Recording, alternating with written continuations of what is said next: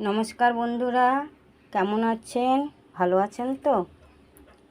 তো আমি এই গরমে নিশ্চয়ই ভালো থাকার কথা না, যে প্রচণ্ড গরম পড়েছে। তো এই গরমের জন্য আমি এই দেখুন শোল মাছ মাথা সমেত আজকে 350 গ্রাম জ্যান্ত মাছ পুকুরে বাওয়া হয়েছিল লোকের বাড়িতে। তো নিয়ে এসেছি, মাথাটা বাদ দিয়ে আমি কটুকরো মাছ হয়েছে ওই মাছটা দিয়ে আম দিয়ে আমি শোল আম ভাপা করব।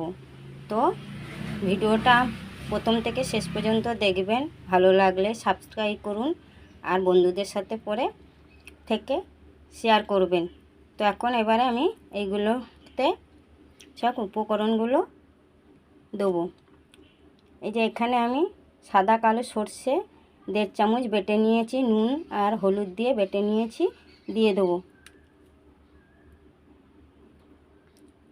এবারে দিয়ে দেবো 6টা কাঁচা লঙ্কা নিয়েছি, প্রচুর ঝাল।